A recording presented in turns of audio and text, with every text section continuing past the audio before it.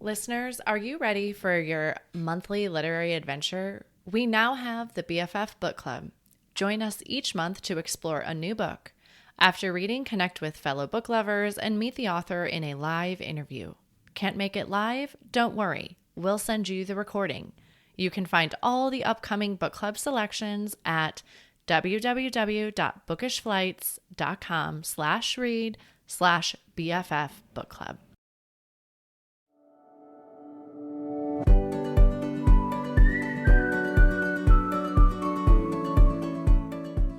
Hi, this is Jared Michaud from episode 78. I'd like to talk to you about my latest release, The Veil of Mysteries. Nate, the hero of my first novel, Bright Star, continues his space odyssey, intent on reaching the planet Sanctuary, which is located behind the most impassable and enigmatic dust shroud in the Aurora galaxy. Nate and his friends will search out Hope, the ancient vessel upon which humans first entered Aurora, where powerful artifacts are hidden. Then, finally, they face an unexpected enemy who weave a surprising fate for the Veil of Mysteries.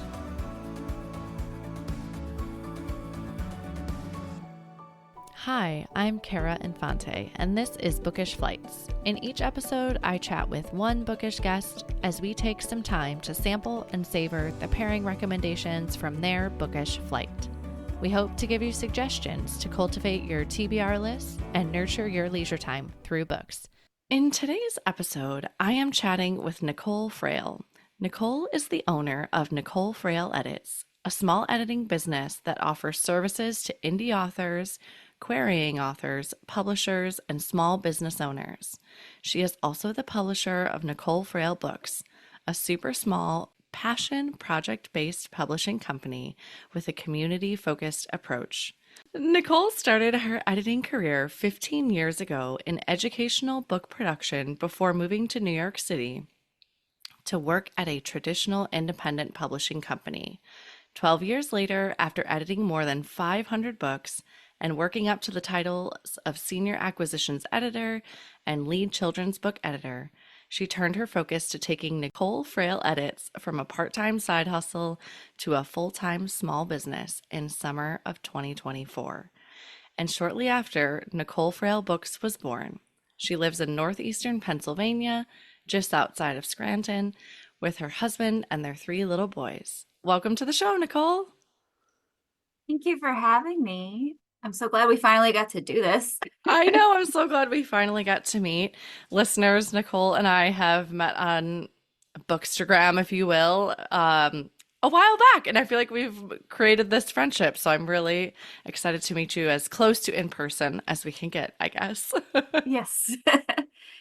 Yeah. Well, this is a fantastic bio. Normally, I'm like, hey, tell us a little bit more about who you are, because I feel like you're so much more than just a bio on the page, which I think you probably still are too. Yeah. Let's talk about your newest adventure then, this Nicole Frail Edits that you've just kicked off. Listeners, we are recording in the summer, even though you're not hearing this till December, but tell us, you've made the jump.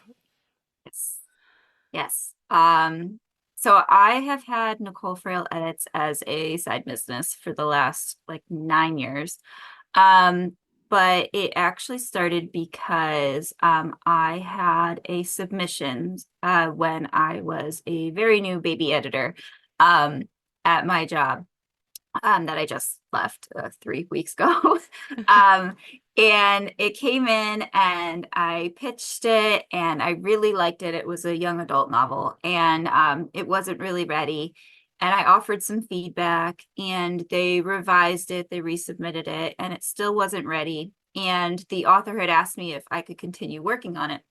And I wasn't sure how to go about that. So I took it to my editorial director and I was like, what do I do? Because it's not ready for like publication and we've already rejected it twice, but like she asked me if I could keep working on it and I would really like to. And he was like, you could work on it. But like it would have to be like freelance. It would have to be on your time. It couldn't be on company time. And so like that was kind of like my first, like I had freelanced before, like I freelance proofread for like other companies and things like that, but I had never done like a full length book for like another author. And through that relationship with that author, I learned a bunch about self-publishing and independent authors. And at the time, Amazon, I mean, that was 10 years ago. Okay. So like self-publishing was totally different. Like it was just like a whole different world. It has evolved so much. It is so impressive now. But so many people back then were just like, I wrote a draft and like putting it up. And like those kind of books were the ones that really now still give a lot of self-publishing authors, you know, the hurdles that they continually have to jump through Okay. and the mountains they have to climb and like that unfortunate reputation that sometimes they're met with where it's like, ooh, self-pub. And it's like, no, that's not how it is anymore. You know, Yeah. there are a lot of very successful, very well done self-pub indie authors. And, you know, if you're not paying attention, you don't know that they exist. But that was like kind of the way it was 10 years ago. If you Okay. weren't putting money into, you know, your books, if you were just writing them and putting them up and that was kind of like the world that you know we were getting into but I I've digress. always wondered, no, I've always wondered about that because I have heard that same sentiment, like, oh, like people kind of stand back from it. And to me, we all have to start somewhere. And I didn't, not being an editor and in the publishing world, I didn't really understand where that sentiment had come from. So thank you for sharing that with Yeah, us. I think it was one of the, I mean, like, it's like anything really where it's like, you know, it was brand new and people were so excited to do it, but they weren't, it's not that they weren't doing it right, but they didn't realize what was available to them. You know, like Yeah. there weren't editors like myself and like so many of my colleagues who are out there saying, like, I can help you. Like nobody knew where to like find us. We didn't know what we could offer. It was just like so new that like nobody knew how to navigate it. Yeah. So, you know, and the same thing, like, you know, with musicians and everything too, where it's like, I made a track, I'm just gonna put it out there. And it's just Yeah. like, oh, this is something. Like it's Yeah. like, so it was the same thing with books too, where it's like, but you don't know when you purchase a book, you know, if you don't know how to like look at like what you're buying online, sometimes you don't know if it's going to be an indie author or you know traditionally published, and then you start to read it, and if it's not edited and it's not like done well, you're just kind of like, what Turned happened off. here? Like what? Yeah. Yeah. So that was kind of like, you know, the way of the world back then, where you were like, oh, this sounds great, and then you start reading it and you're like, what? This makes no sense. Like what is happening? And then you know the bad reviews come in, and then it's just kind of it rolls through it. Yeah. um but yeah, but that is, I feel, less likely to happen these days Yeah. because I think like a lot of indie authors are really like they're doing really well. They figured it out. Um, I have so many indie clients that just like blow my mind. They're Yeah. they're doing so well and they're doing it multiple times a year, and I am just in awe of them. Um, Can but you tell us? So, this past year in our yeah. Bookish Flights reading challenge that I always kick off at the beginning of the year, one of the prompts I gave people was to read a book by an indie author. And I had a lot of questions from people about how do you find indie authors, or how would I go about picking a book to choose for this prompt? How would we go about finding that? Do you have any tips or tricks? If you scroll down, so specifically on Amazon, if you scroll down to like the details, like Amazon publishing details, Yep. so usually you could see who the publisher is. Okay. And sometimes, so some indie authors, like it'll say like independently published. If they have registered themselves as a like their own publisher, um, you can Google their publishing house Okay. and you could see if it matches their website, or it'll sometimes they use their own name. Okay. Um, or if it's a imprint that you're not familiar with, like sometimes like bigger houses of smaller imprints and everything, you know, it'll link back to a main imprint, like say like a Harper imprint or a Random House or a Running Press imprint or something like that, then you know Sure. it's a trade, it's a traditionally published book. So you could kind of narrow it down like that. If you do the look inside of the you click on the thumbnail, you look inside, you could look at the copyright page, and that'll Okay. tell you who like who to contact, and if it's directly like the author or it has like the information of the publisher, then you know who the publisher is. I think there's a website, it might be called Indie Vault, that might have a Okay. ton of indie authors like listed on it. Okay. Um, but you just kind of have to dig for whether or not there's a publisher listed. Okay. And then Google that publisher and see if it's a traditionally published book Okay. or it goes right to the author. Um, Awesome. yeah, but some I, authors aren't like shy about saying like I'm self-published, like, and then yeah. some of them like set themselves up to because you really because of that previous uphill battle that they're facing, they want to set themselves up to look like traditionally published, like Sure. so that way they don't have to to fight so hard. Yeah. Um, so they do set themselves up so that it looks not legit. That's not like the word that I want to use, Yeah. but like when you're facing that kind of like not risk. I don't know what I want to say, Maybe but like like extra scrutiny on your book, maybe? yeah, Yeah. yeah. Like you just want to say like, look, if you can't tell the difference, then what does it matter? Yeah. Like I'm just as good, if not better, than some of the stuff out there. And I don't want to be judged on the fact that like I've chosen to like do this myself. Like Sure. that's, you know, um, Okay. Yeah. And listeners, yeah, if you scroll down that part on Amazon that she's talking about, there's like a bunch of icons right below the book description. And so that's where you'll find the publisher there. So that could be a yeah, little it's tips and tricks to find yeah, yeah. that there. Product details. Oh, Yeah, product product. Thank details. you. Yeah. Awesome. Well, and Um, then do you specialize in a certain type of editing? Like where, when, what type of people do you want contacting you for your business? I so it depends on the editing. So like Okay. I offer like tons of different levels of editing from like editorial assessments and developmental edits, line edits, copy edits, proofreads. The publisher I worked at was very small, so we literally did like everything. That's awesome. So I have, yeah, like a lot of bigger publishers, like, you send stuff out to like different teams a lot, but like we were very hands-on. So like I had a lot of like I was with the book from beginning to end. Okay. So I feel comfortable doing pretty much everything, but I totally understand like wanting to get different sets of eyes. So like I'm okay like if somebody wants to like work with me on a couple and then like switch editors and whatever, that's fine.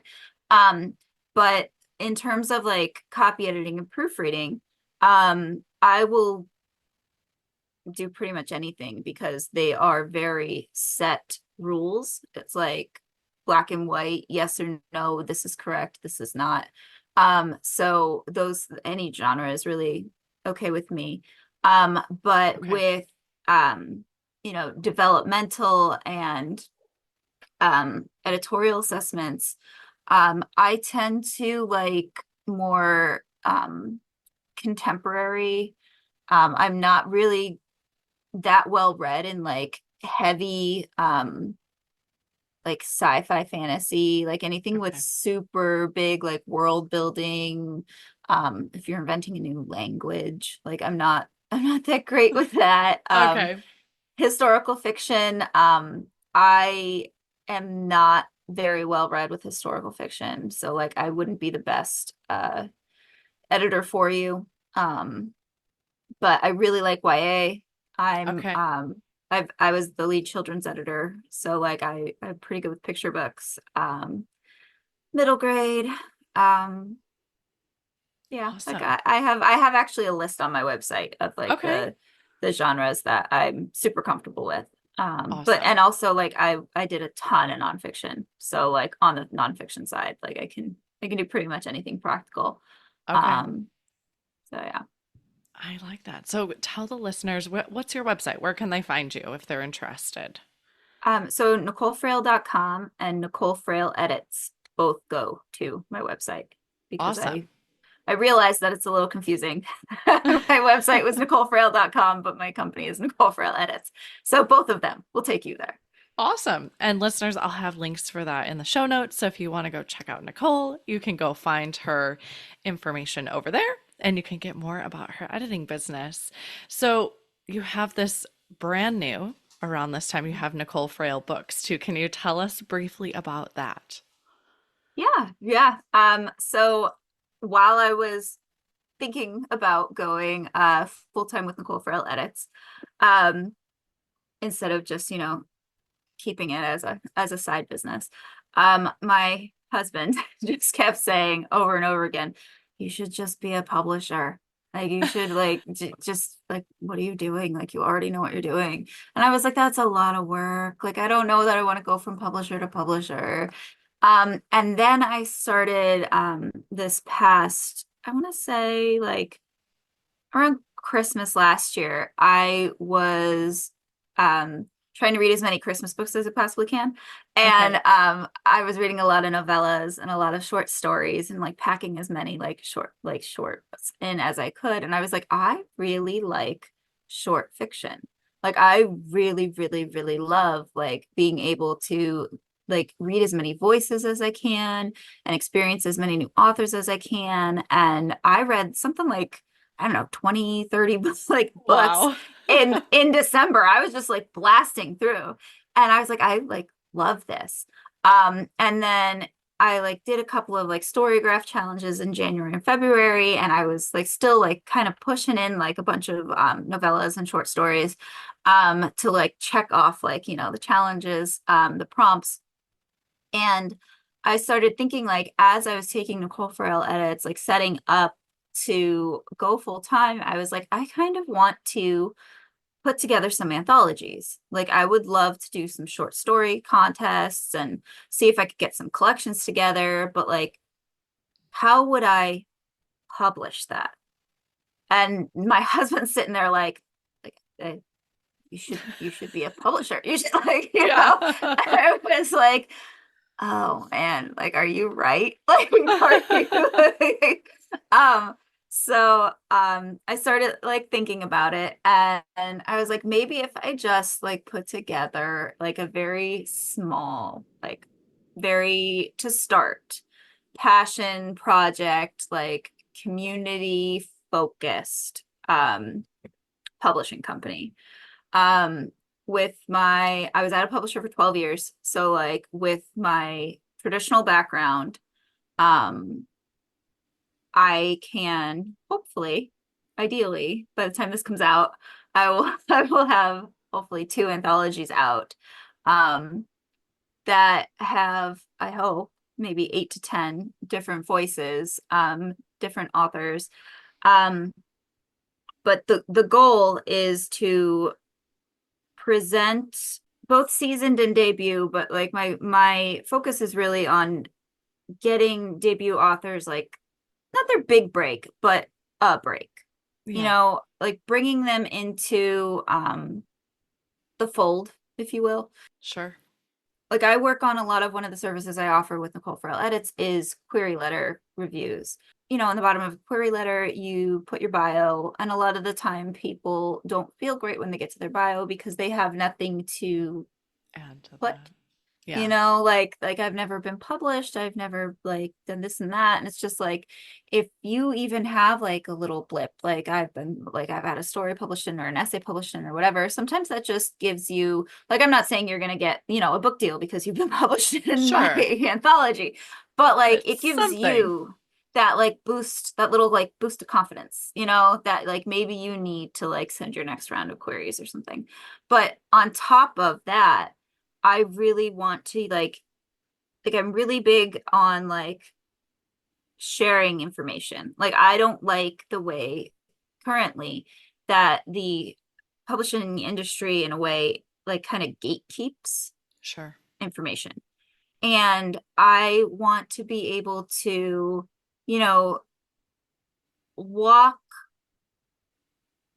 people, authors, through the publishing process. I want to be able to say, this is how a book is born.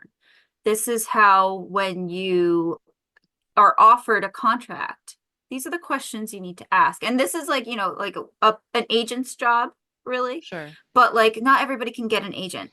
And like, if you get into small presses, you don't even need an agent, but you still need to know what questions to ask. Yeah. And you still need to know like what to expect. A lot of people think you just like hand in a manuscript and then you get a book. And that's not true. Like Yeah. you don't, you really need to like be part of the process. And which parts of the process should you expect to be part of? Which parts of the conversation should you expect to be part of? So it's kind of like with my company, and maybe I'm like, just kind of wearing some rose-colored glasses right now, or like eye in the sky kind of right now, because like I have yet to really do anything yet.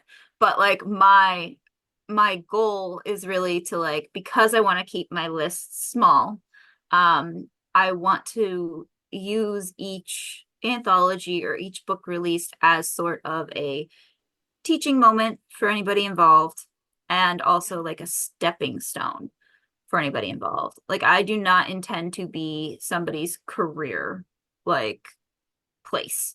Like Yeah. I want to be able to, I don't even know that I would be able to launch anybody, but I just want to like prepare anybody who wants to be like in this industry, like, and to take that knowledge elsewhere. Yeah. So I don't know, like there's like lofty goals here. But I just like I've been in it for a really long time, and I've seen over and over again the things that people tend to know and the things that people tend not to. And I just I want to like give that knowledge, Yeah. and I'm Oh, I hoping love it. Yeah, I'm I love hoping I what you're can. doing. Yeah. So are these people that will have worked with you, or will you be open to people submitting to this? Like, if there's someone listening that would love to, you know, get a moment to chat with you about this, is that a possibility? Yeah. So right now, so it's July. Right now I just opened submissions to my first two. So the Okay. first two are winter themed. So it's like the prompt is like a cozy kind of contemporary fiction short story. And the second one is New Year's Eve themed. Okay. So I'm hoping to launch those in November. And then ideally, I've set it up as a contest, and the whole thing is, I'm hoping to get more submissions than I need. I am charging a small $10 fee to submit, but um, I'm because it's just me. Yeah. I'm hoping to use that fee to produce the book.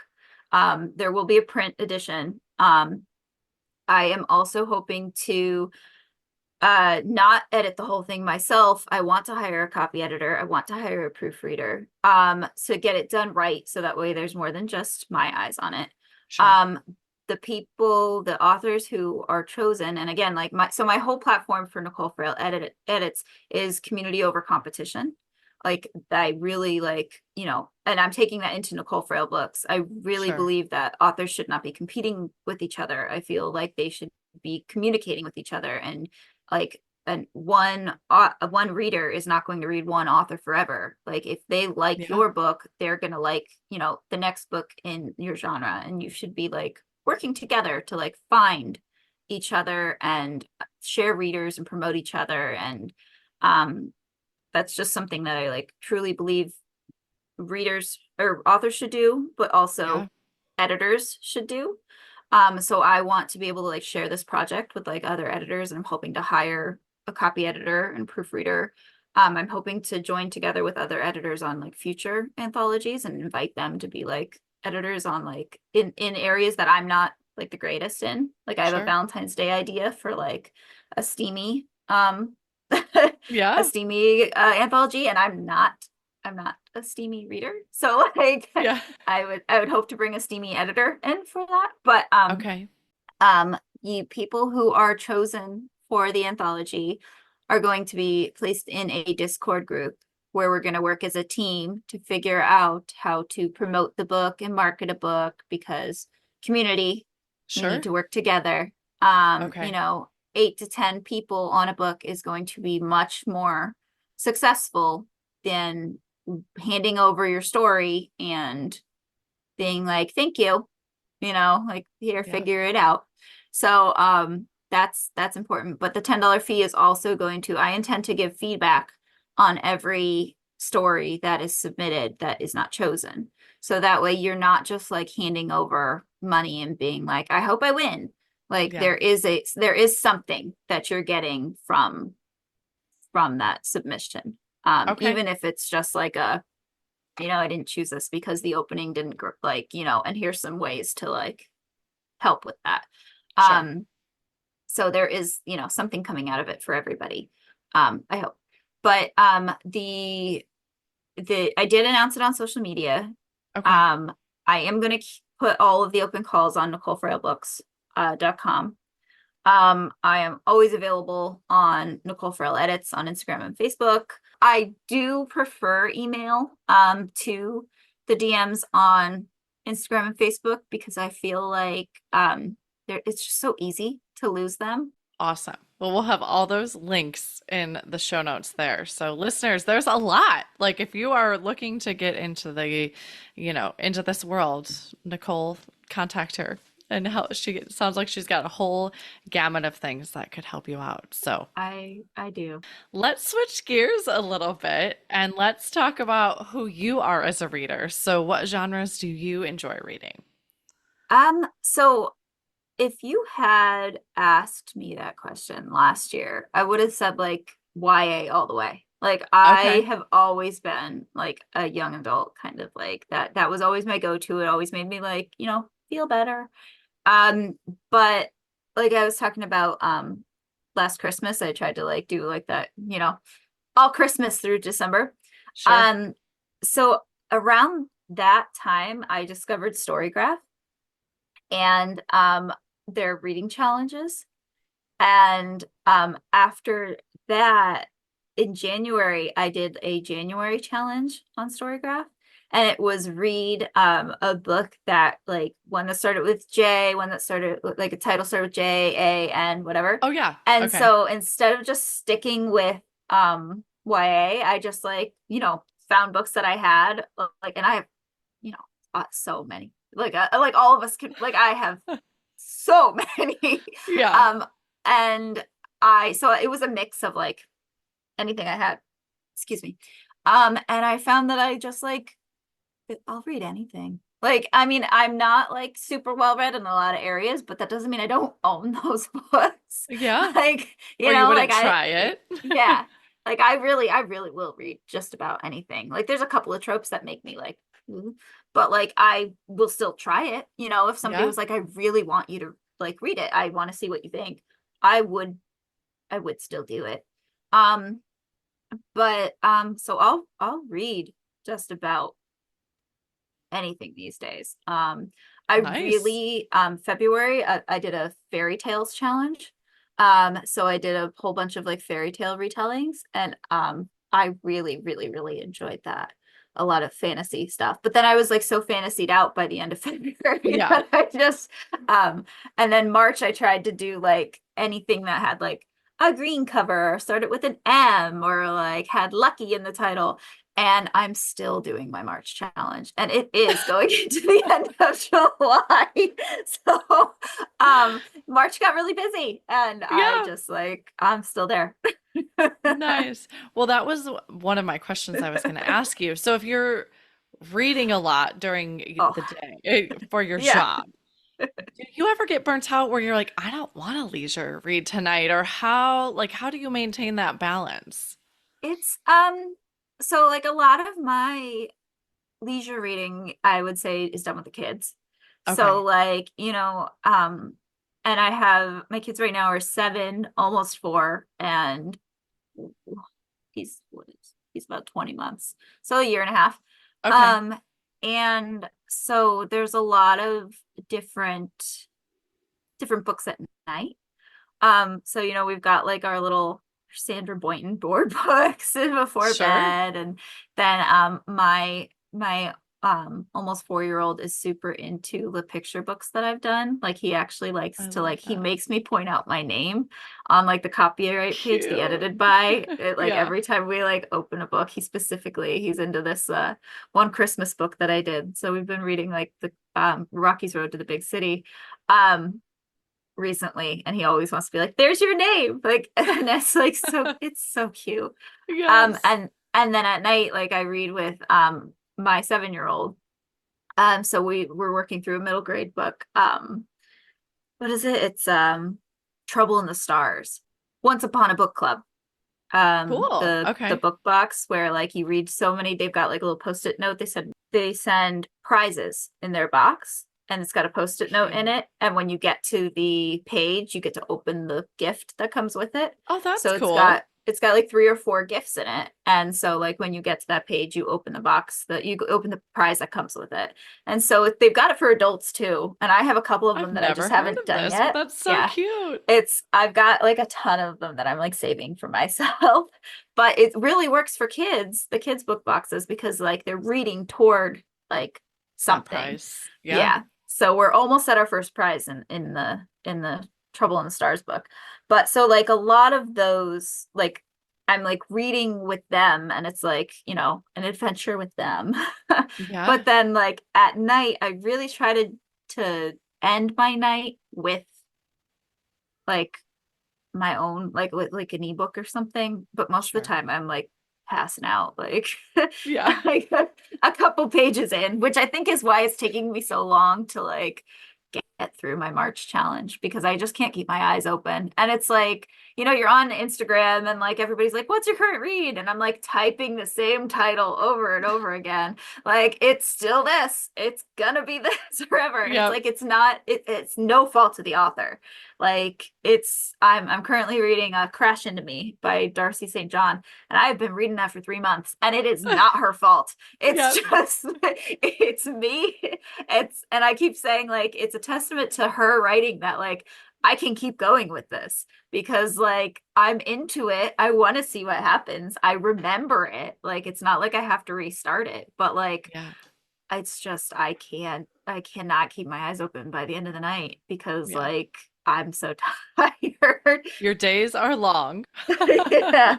I'm sure there's many listeners that can relate to that. Like, oh, yeah, I dozed off after 2 pages last night. Well, you have also been so gracious to bring a book flight with you today. Can you tell us a little bit about how you chose these books? Yeah, so that was really difficult. I stressed over this, honestly, because I like know I I'm felt so bad. I'm not like, don't stress. Just pick three. They could be your favorites too. because like I like obviously have been reading the same book forever, and I don't typically read new releases, and I don't, like I'm just not. I know when they're coming out, like I can check book Sure. sales and everything, but like I'm busy. But Yeah. so I was really trying to think of like you mentioned, like maybe 3 favorite books or whatever. And then I was trying to think about 3 significant books for me. And I realized that like I've been a lifelong reader, but I have had a couple of like reading slumps. And I've had 3 very significant reading slumps. So I chose 3 books that I know for sure have like knocked me out of them. Okay. Um, and the first one was one of my favorite books from like grade school. And it was Amy Number 7, which was by Marilyn Kay, which was the very first book in the Replica series in the Okay. 90s. And it was her debut book. And it was about a girl who was like perfect in every way. She had this little crescent birthmark on her shoulder. And she always like felt kind of like weird. And it turns out that like as she like got like older and started like poking around to figure out why she was like so different from everybody else, that she was a clone. And there were like 7 of her out there. And then like as you get further into the series, there were 22 books. I think it turned out there were actually like 13. and like she was an experiment, and her mom took her home from the lab after like an explosion, and it was Whoa. amazing. And I Yeah, was like, but like I was like so sick of like at that point like Babysitter's Club and like all these like kind of like sweeter things that sure. like this, not that this was like, you know, anything racy, but like it was just like different. It was like my It first stood dose of a out little bit enough. of like fantasy, and like it was, or sci-fi, I guess it was, but it was nice to do something a little different. Yeah. So that was my first one. And I Okay. I think like I don't know if you could even find it anymore, but that was super super Well, I'll 90s. find out when I go to do the show notes. I'll let you know. Okay, so that was Amy number 7 by Marilyn Yeah. Kay. And then Yep. what's the next book you brought today? The next one is The Bell Jar by Sylvia Plath. That one hit me really hard in high school. It is one of the only books that I will reread. And it, you know, it was one of the ones that like actually had like an emotional impact on me. Like it was one of the first ones that I remember having an emotional impact on me. Okay. I don't even honestly know how I came across it. I read it first junior year of high school.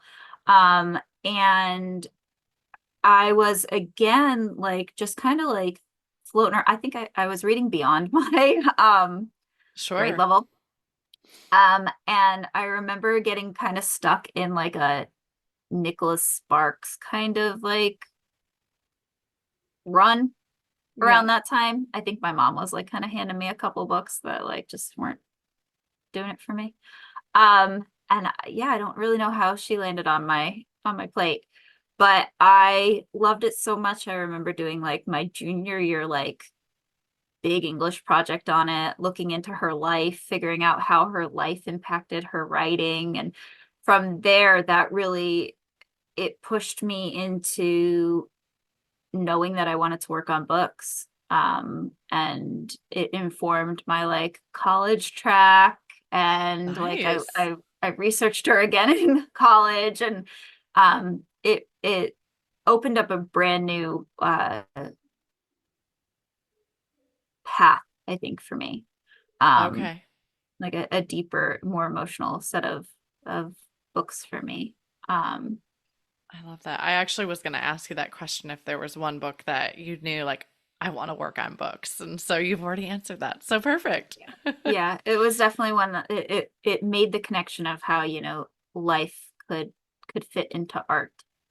Yeah. Um, so yeah, I'm definitely due for a reread on that one too. All right. So that was The Bell Jar by Sylvia Plath. And then what's the last book you brought today?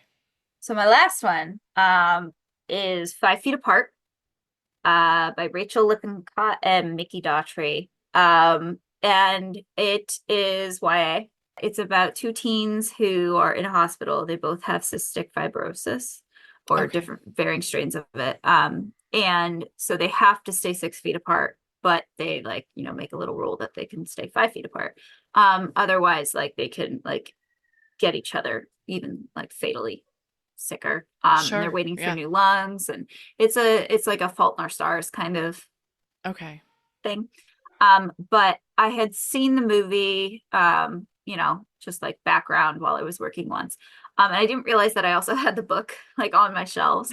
And so while I was like looking for like some random book, to just like try to get myself back into it like last year, I pulled it out. I loved the cover. I was like, yeah, I'll give this a shot. And as I started reading, I was like, this seems really familiar. Like, I don't know like why I know what's gonna happen. And then I like Googled it and I saw like the film cover and I was like, oh, I've seen this. And so, but I kept reading because the book just like was so much better. Yeah. But then I realized how close they were, and I did a little bit more research, and it turns out like the screenplay was written first, and then it was like novelized, and like it was like super, Oh, wow. like Okay. it was super cool to like read it like that. But this was the first book, like I actually sat and read like something like 150 pages the one day, and I Wow. hadn't done that since before my son Cooper was born, 7 years earlier. Like Wow. I had read books like here and there, and of course, like all the manuscripts and everything, but I hadn't actually sat and dedicated myself to a book like that like in 7 years. So that was like amazing for me. And like that was, I want to say last summer. And that's when I like started like really getting, that was when I was like, I think I need to like start this up again. Like I feel good about this. I feel good about like getting back into, like, I need to set some time, every day to like do a little bit of this for myself.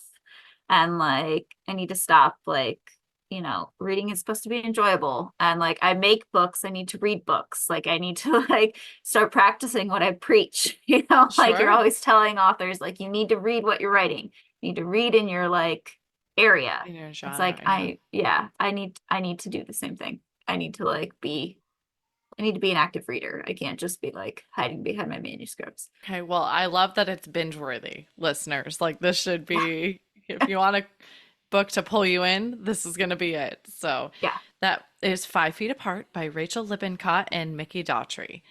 So how I love to end our show here is with our bonus pairings, which are just a speed round of questions. So you can answer these really quick. Are you a rereader? Not normally. Okay. All right. What is one book you've read that has changed your life? The Bell Jar by Sylvia Plath. I love it. Where is your favorite place to read? Probably in bed, curled up under my big blanket. Yep, all snuggly. All right, and then lastly, what are you reading next? I think there's a novella maybe called Lucky Blue. Okay. That I think I'm trying to get to. Awesome. Well, thank you so much for coming on the show with me today. I know your time is precious, and I appreciate all you've given me. Thank you for having me. I had a really good time. I'm glad we were finally able to do this. Yes, absolutely.